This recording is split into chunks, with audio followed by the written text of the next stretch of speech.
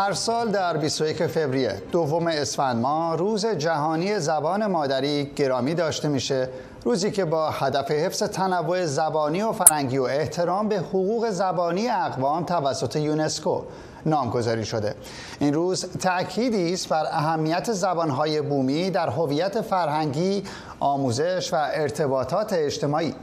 زبان مادری اولین وسیله‌ای است که انسان از طریق آن با جهان پیرامون خود ارتباط برقرار می‌کند، هویت خود را می‌شناسد و فرهنگ خود را انتقال می‌دهد. با این حال در برخی کشورها سیاست‌های زبانی محدود کننده اعمال می‌شود که تدریس و استفاده از زبان‌های مادری را در مدارس و نهادهای رسمی محدود می‌کند. ایران یکی از آن کشورهاست که دهه‌هاست شهروندان از یادگیری زبان مادری خود در سیستم آموزشی محرومند و فعالان در این حوزه نیز با برخوردهای سرکوبگرانه مواجه می‌شوند. این موضوع رو با چند میهمان به بحث خواهیم گذاشت، اما پیش از آن گزارش ببینیم پیرامون آنچه در روز جهانی زبان مادری در ایران گذشت.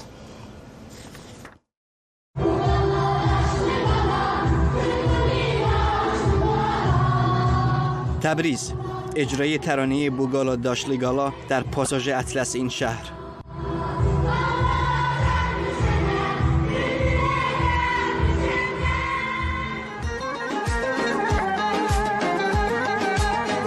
اینجا در اردبیل هم کتاب‌های داستان به زبان ترکی آذری میان کودکان توزیع می شود.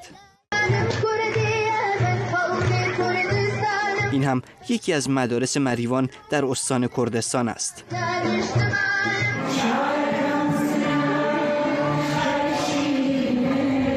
و اجرای یک گروه موسیقی در سنندج.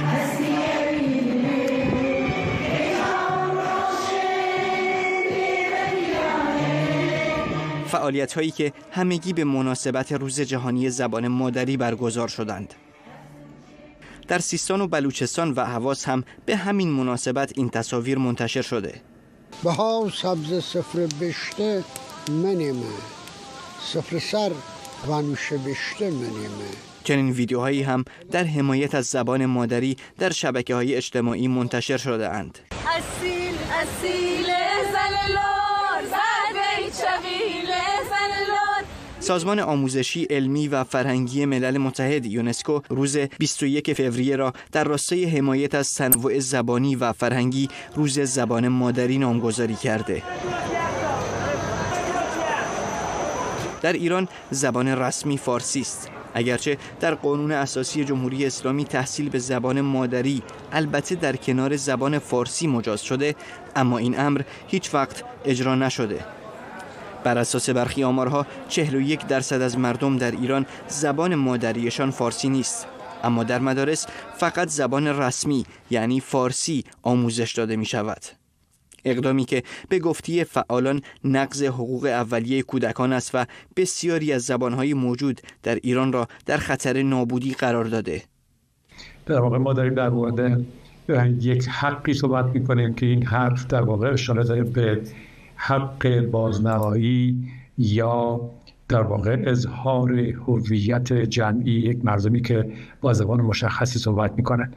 وقتی که ما زبانی را از آموزش منع می‌کنیم، در واقع از پرورش به اون زبان هم منع می‌کنیم، یعنی اینکه به یه شکلی تجاوز می‌کنیم به نظام هویتی فرد و به نظام هویتی یک جامعه زبانی و سعی می‌کنیم که دخالت بکنیم در نظم بخشی یا شکل دهی به اون هویت و اون زبان با حذف یا به حاشیه‌رانی بسترهای فرهنگی و سوابق تاریخی آن زبان. طبق آخرین گزارش‌ها بیش از 20 زبان در ایران در خطر نابودی و انقراض هستند. جمهوری اسلامی نه تنها به تحصیل به زبان مادری اجازه نداده، بلکه در بسیاری از مواقع هم فعالان فرهنگی اقلیت‌ها را به بهانه‌های مختلف بازداشت و روانی زندان کرده. سازمان حقوق بشری هنگاو گزارش کرده اداره اطلاعات مریوان یک مراسم به مناسبت روز جهانی زبان مادری در پارک ملت این شهر را متوقف کرده.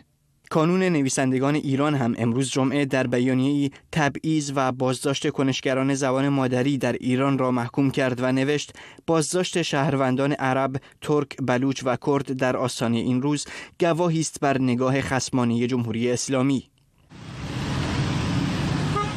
بسیاری در ایران معتقدند که با در نظر گرفتن تنوع زبانی، فرهنگی و قومی وجود یک زبان مشترک لازم است. با این حال فعالان زبان مادری میگویند این زبان مشترک نباید باعث محرومیت و انقراض زبانها و فرهنگهای دیگر شود. آنطور که یونسکو هم میگوید به همین دلیل است که 21 فوریه را روز زبان مادری نامگذاری کرده. سوران خاطری، صدای آمریکا.